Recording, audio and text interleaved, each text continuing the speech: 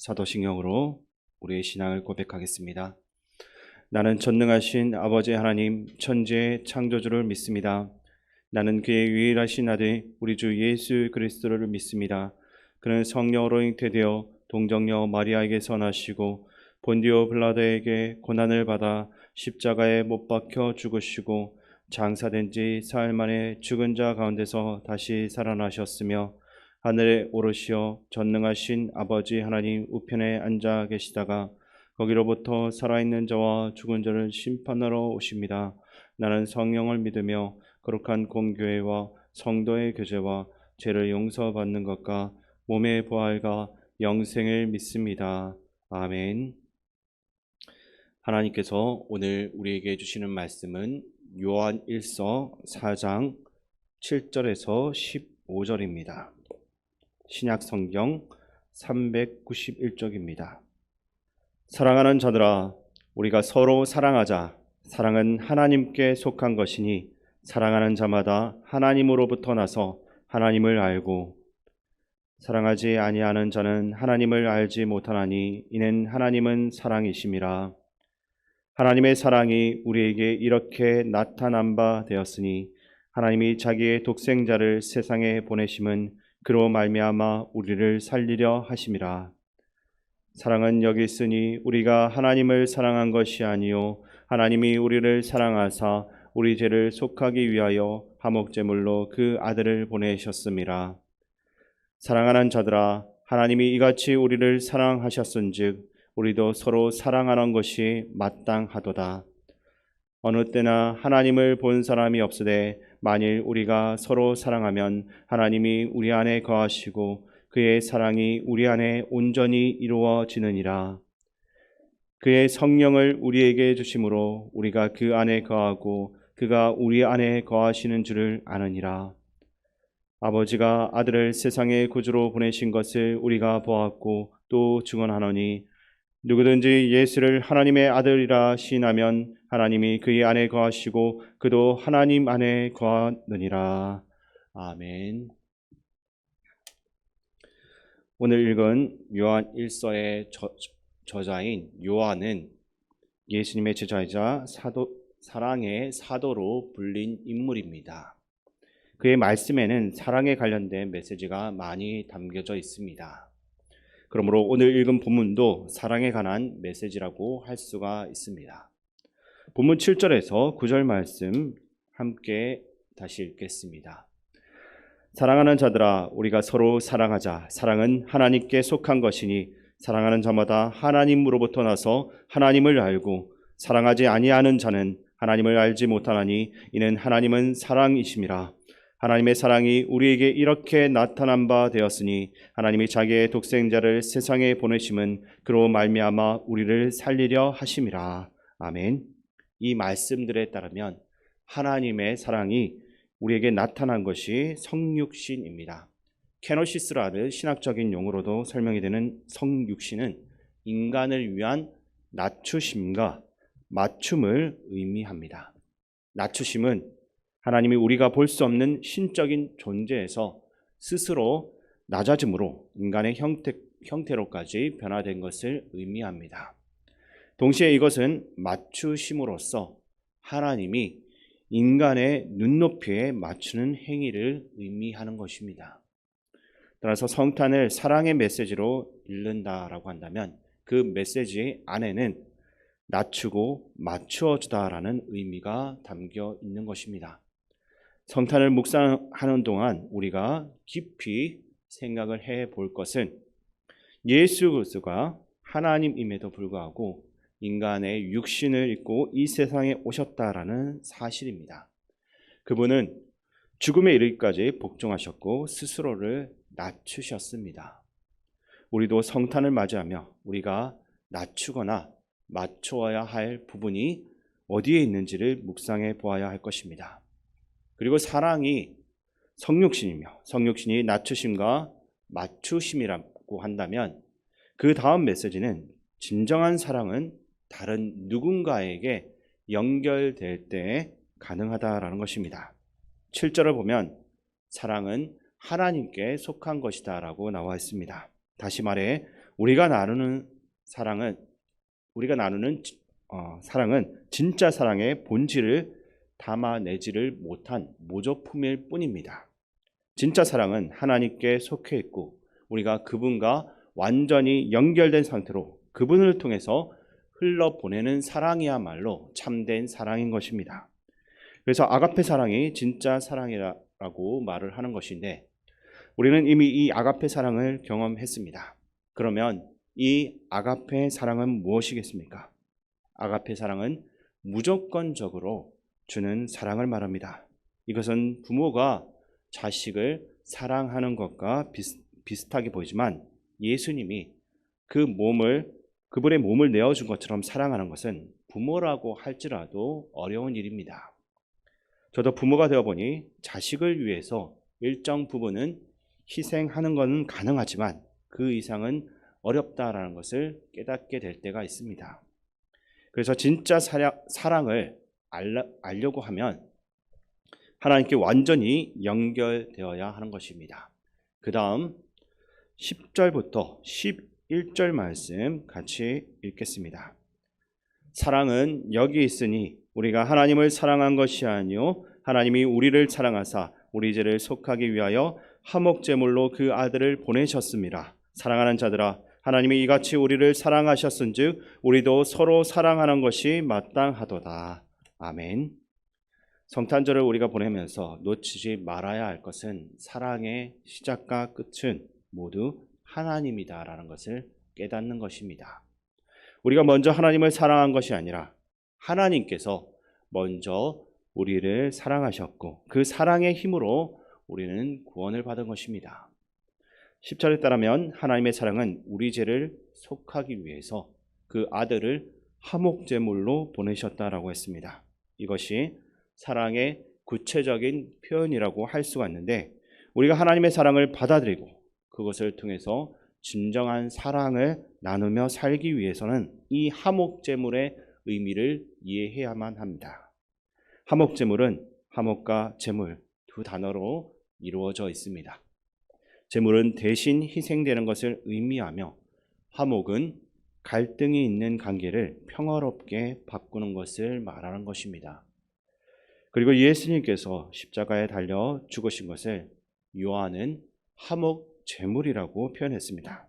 그렇다면 우리가 이 길을 따라갈 때 필요한 두 가지는 먼저 누구를 위해 제물처럼 희생하고 있는지와 또한 누구를 위해 화목의 다리를 놓고 있는지를 고민을 해보는 것입니다. 이 두 가지는 우리가 성탄절을 맞이하면서 적용해 보아야 할 중요한 포인트라고 할 수 있습니다. 사랑은 추상적인 단어로 공허해질 수가 있습니다. 하지만 요한은 예수님의 삶을 통해서 우리에게 분명히 말하고 있습니다. 만약 우리가 진정으로 성탄을 맞이하고 예수님의 사랑을 이해한다면 우리는 누구를 위해서 지금 희생하고 있는지 또 누구를 위해서 다리를 놓고 있는지를 다시 한번 생각을 해볼 필요가 있습니다. 이번 성탄절에는 우리가 누군가를 위해서 희생하고 화목의 다리를 놓을 수 있는 삶이 되기를 바랍니다. 이제 12절 말씀 제가 읽어드리겠습니다. 어느 때나 하나님을 본 사람이 없으되 만일 우리가 서로 사랑하면 하나님이 우리 안에 거하시고 그의 사랑이 우리 안에 온전히 이루어지느니라. 아멘. 12절 본문을 보게 되면 반복되는 것이 보여질 것입니다. 바로 우리가 서로 사랑하면입니다. 7절과 11절에도 이런 문구가 있었는데 그만큼 요한에게는 서로 사랑하는 것이 중요한 일입니다. 요한은 이렇게 예수님의 사랑과 영적 메시지를 전달하며 우리에게 서로 사랑하라는 이 중요한 메시지를 계속해서 강조해서 하고 있는 것입니다. 그런데 12절을 읽으면서 한 가지 깨닫게 되는 것이 있습니다. 다시 한번 12절을 살펴보면 하나님이 우리 안에 거하시고 그의 사랑이 우리 안에 온전히 이루어지느니라 라고 나와 있습니다. 그러니까 보이지 않는 하나님을 나타내는 방법은 서로를 사랑하는 것이다 라고 말하고 있습니다. 따라서 복음을 논리적인 말로만 나타내려고 하지 말고 먼저 사랑을 실천하라는 것입니다. 복음을 말로 잘 전하는 것도 중요한 일이겠지만 더 중요한 것은 사랑을 먼저 실천하는 것입니다. 왜냐하면 그 자체가 하나님을 드러내는 행위이기 때문입니다. 따라서 복음은 서로 사랑하는 관계가 선행이 된 후에 자연스럽게 전해질 수가 있습니다. 하지만 급한 마음에 복음을 말로만 먼저 전하려고 하면 아직 사랑의 관계가 형성되지 않았기 때문에 오히려 그 복음이 반려될 수가 있는 것입니다. 그러므로 이번 성탄절에는 복음을 전하려는 의지와 함께 사랑을 전하는 마음도 키워보시기 바랍니다. 가족을 더 사랑하고 이웃을 더 사랑하는 마음을 가지고 그 사랑을 통해서 복음을 효과적으로 전할 수 있게 되기를 바랍니다. 13절 말씀 제가 읽어드리겠습니다. 그의 성령을 우리에게 주심으로 우리가 그 안에 거하고 그가 우리 안에 거하시는 줄을 아느니라. 아멘. 13절은 사랑을 증명하기 위해서 그리스도인들이 갖춰야 할 중요한 덕목이 무엇인지를 알려주고 있습니다. 사랑은 때때로 잘 흘러가다가도 때로는 그렇지 못할 때가 있습니다. 따라서 사랑을 실천하려면 우리 안에 거하시는 성령께서 자유롭게 역사를 이루어야 한다라는 것이 전제되어야 하는 것입니다. 그래서 성령으로 충만한 사람은 사랑으로도 충만하다라고 할 수 있는 것입니다. 성령의 충만이 먼저 전제가 되어야 하는데 성령으로 충만하면 예수님의 향기가 우리를 가득 채우게 되면서 사랑이 넘치게 됩니다. 하지만 성령으로 충만하지 않게 되면 자신의 생각이 가득 차게 되면서 결국 내 방식대로 사랑을 하게 되는 것입니다. 성령께서 우리 안에서 자유롭게 역사할 수 있도록 오늘도 기도를 통해 자신의 생각을 그분께 맡길 수 있는 저와 여러분이 되길 바랍니다. 성령님을 물에 비유하는데 에스겔서에서는 물에 점점 깊이 잠기는 환상이 나옵니다. 물에 발목이 잠기면 아직도 내가 제일 먼저 움직일 수 있습니다. 그러나 무릎에 잠기면 움직이기가 조금 어려워집니다. 허리가 잠기면 더 움직이는 것이 힘들어집니다. 하지만 머리까지 잠기게 되면 이제는 내 힘으로 움직이는 것은 불가능하고 그분에게 맡기는 것이 최선이 되게 되는 것입니다. 만약 성령님이 물이라면 성령으로 충만하다라는 것은 머리까지 찼다라는 것을 의미하는 것입니다. 그리고 그렇게 성령으로 충만한 사람은 그 삶을 주께 온전히 맡기고 그분이 이끌어가는 대로 살아가게 되는 것입니다. 오늘도 나와 만나며 함께 시간을 보내는 사람들에게 성령님의 음성으로서 그들을 위해서 기도하고 사랑할 수 있게 되기를 바랍니다. 마지막으로 우리의 14절, 15절 말씀을 함께 읽겠습니다. 아버지가 아들을 세상의 구주로 보내신 것을 우리가 보았고 또 증언하노니 누구든지 예수를 하나님의 아들이라 시인하면 하나님이 그의 안에 거하시고 그도 하나님 안에 거하느니라. 아멘.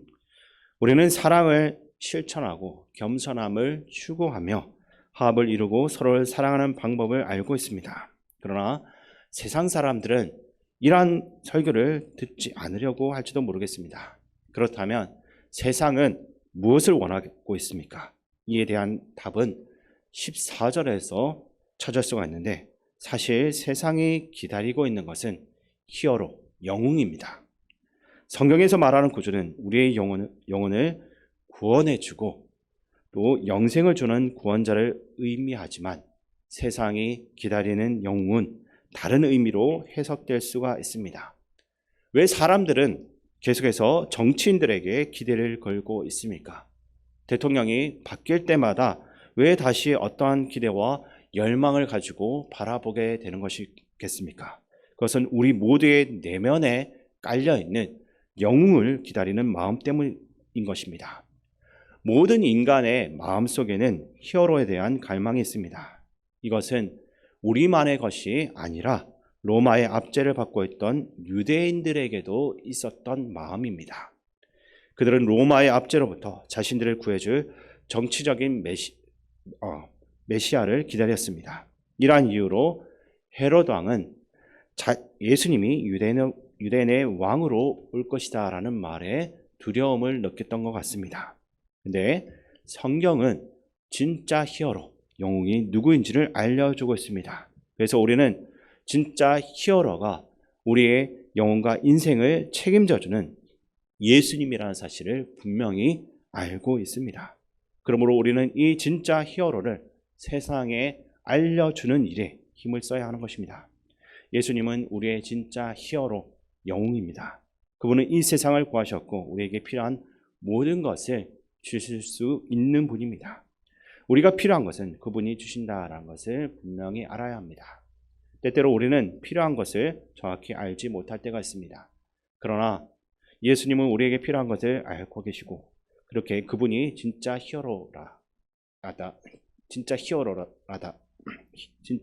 히어로인 것입니다. 그렇다면 우리는 예수님을 맞이할 준비를 하고 세상에서 정치적 영웅을 기다리고 있는 사람들에게 이 진짜 영웅을 전해줄 준비를 해야 하는 것입니다. 오늘 하루의 삶 가운데 아직도 진짜 영웅을 알아보지 못하고 헛된 것을 쫓아가는 사람들에게 참 진리와 복음을 전할 수 있는 하루가 될 수 있기를 주님의 이름으로 축원드립니다. 아버지 하나님, 세상은 지금도 의지할 만한 위대한 영웅을 찾고 있습니다. 자기를 구원해줄 무언가를 기다리고 있습니다. 성탄절의 시간을 보내는 중에 여전히 다른 것을 찾고 있는 사람들이 아직도 우리 주변에 많이 있습니다. 먼저 그들을 하나님의 마음으로 사랑하게 도와주시고 그 사랑과 함께 진짜 히어로 대신 예수님을 전해줄 수 있는 우리의 삶이 되게 하여 주시옵소서. 이 땅에 사랑으로 오신 예수님의 이름으로 기도드립니다. 아멘. 주기도문으로 예배를 마치겠습니다. 하늘에 계신 우리 아버지, 아버지의 이름을 거룩하게 하시며 아버지의 나라가 오게 하시며 아버지의 뜻이 하늘에서와 같이 땅에서도 이루어지게 하소서. 오늘 우리에게 일용할 양식을 주시고 우리가 우리에게 잘못한 사람을 용서하여 준 것 같이 우리 죄를 용서하여 주시고 우리를 시험에 빠지지 않게 하시고 악에서 구하소서. 나라와 권능과 영광이 영원히 아버지의 것입니다. 아멘. 이 시간 말씀을 가지고 기도할 때 오늘 하루 이 성탄을 통해서 우리 스스로 하나님과 믿지 않는 이들 사이에 연결하는 다리가 되고 하나님의 사랑과 진정한 구원자 예수 그리스도를 더 많이 전할 수 있는 그러한 시간들이 될 수 있도록 기도하시기 바랍니다. 그리고 나라와 민족 이 땅의 지도자를 위해 기도하시고 또한 우리 교회와 성도님들을 위해 기도하실 때 교회 어르신들과 군 복무 중인 청년들, 다음 세대 각 부서와 교사들, 또 어린 자녀들을 위해서도 기도해 주시기 바랍니다. 마지막으로 세계 평화와 세계 각지에서 복음 전하기 위해 수고하는 성교사님들과 담임 목사님을 위해서 기도해 주시기 바랍니다. 거룩하시고 존귀하신 아버지 하나님, 오늘도 이 성탄을 맞아요 함께 새벽 시간을 통하여 하나님 말씀을 듣고 기도할 수 있도록 이끌어 주심을 감사드립니다. 아버지 하나님, 이 땅에는 아직까지도 하나님과 멀어져 있는 사람들이 너무나 많습니다. 세상의 헛된 영웅들을 찾고 그것에 의지하고 있는 어리석은 모습을 보이고 있습니다. 그들이 진짜 찾아야 할 영웅, 히어로가 누구인지를 그들 스스로 깨달을 수 있기도 하시고 우리가 그들과 하나님 사이에 다리가 되어서 서로 연결하고 하나님을 만날 수 있도록 이끌어가는 그러한 삶이 될 수 있도록 도와주시옵소서. 또한 아버지 하나님, 예수 그리스도께서 태어나신 베들레헴 땅에 전쟁의 움직임이 있습니다. 저 땅에 아직도 다툼과 사람의 죽음이 있습니다. 평화가 있어야 될 저 땅에 아직도 평화가 있지 못하고 평화의 깨어짐만 있사오니 하루빨리 이스라엘과 팔레스타인 사이의 그 전쟁이 거칠 수 있게 도와주시고 저 거룩한 땅에 다시는 죽음이 일어나지 않도록 저 땅을 아버지께서 지켜주시고 그곳에 살고 있는 사람들을 하나님께서 보호하여 주시옵소서.